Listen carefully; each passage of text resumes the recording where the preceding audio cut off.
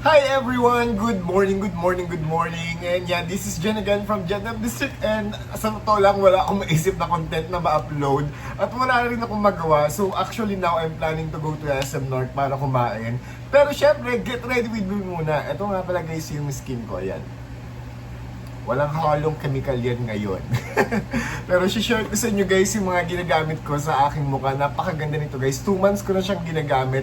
And for me, based on my experience, napaka-effective niya. So kung gusto niyo ng mga product na to guys, gusto niyo nang itry, umorder na kayo sa link na ilalagay ko sa video na to. And then meron din akong shop mismo na pwede kayong umorder nito. Okay? So guys, ang una ko nilalagay sa mukha ko is itong Papa Feel 577 serum. Ang kinaganda nito guys is whitening siya, dark spot clear, at anti-aging serum na rin. So ito siya guys kapag wala sa lalagyan. Ayan, kita naman, di ba? So kapag naglalagay ako guys, ganito lang. Patak-patak lang natin dyan ng very very light. Ayan. Tapos kalat.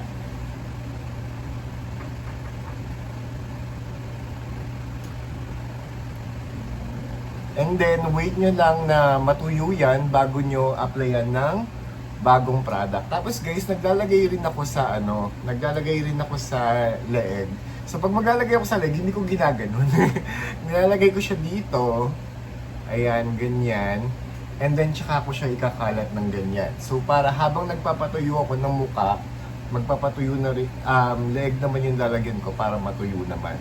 So ayun. Ayan guys, tuyo na yung mukha ko after ko maglagay ng serum. Kaya ang sunod kong lalagay is yung Ultra 5A Retinol Anti-Aging Moisturizer. Ayan siya guys. Basahin nyo na lang din yung benefits niya guys. Napakaganda nito. And ilabas na natin siya sa box. So ayan, ito siya guys. At guys, by the way, pag bumili pala kayo nito, sobrang dami ng laman. Kaya yung ginastos nyo, mga ROI nyo talaga, I swear. Kasi ang daming laman, tapos effective pa yung item. Kaya ano pang inaantay nyo? Umorder na kayo, check the video description. Ha? Nandun yung mga link. So ayan.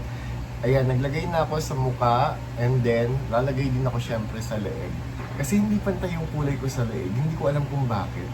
Tapos lagi pa ako nag-aangkas lagi. Ay, nag-mumubit ba yun? Or ano? Kung ano pa mang riding hailing app ang ginagamit, ganyan.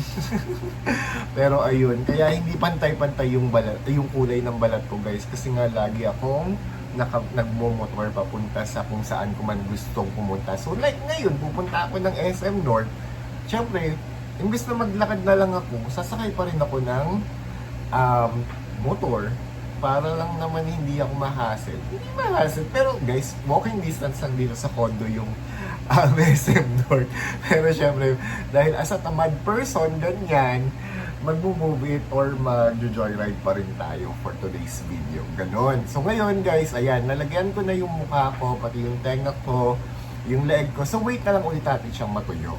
Ayan guys, tuyo na ngayon yung moisturizer na nilagay ko. So ang next na ilalagay ko sa mukha ko guys ay walang iba kundi ang Papa Feel Dark Spot Brightening Cream. Ayan siya guys.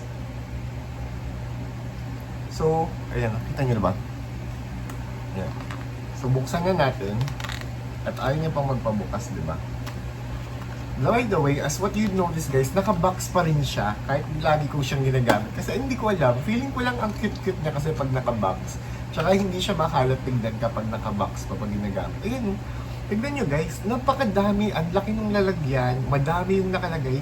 So yung gagastosin nyo dito guys sa product na to, ay naku sinasabi ko sa inyo, sulit, hindi kayo magsisisi na binili nyo yung mga product na to guys. Hindi sa sinisales talk ko kayo pero real talk yan guys. Ayan. So, maglalagay din ako dito sa aking leeg and then sa mukha. Ayan.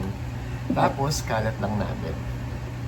Ang dami ko maglagay kasi hindi siya hindi siya mabigat sa mukha. Lightweight siya, I would say. Tapos maganda siya din na gamitin lagi. Pero ako guys, ginagamit ko lang siya once a day lang yung lahat ng product pag matutulog lang ako.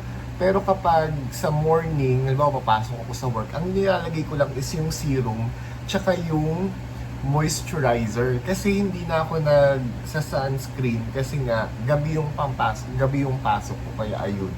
So, feeling ko hindi ko na kailangan ng sunscreen. Ano ba? Sa tingin niyo ba, kailangan ko pa ba ng sunscreen kahit gabi yung papasok? Gabi ako pumapasok. Sa tingin niyo?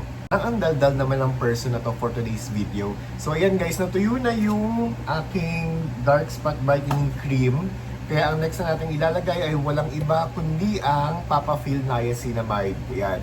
As what you can see guys, 50 SPF++++++. Madaming plus yan.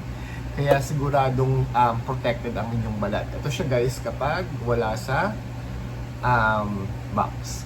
Siyempre, lagay lang tayo ulit.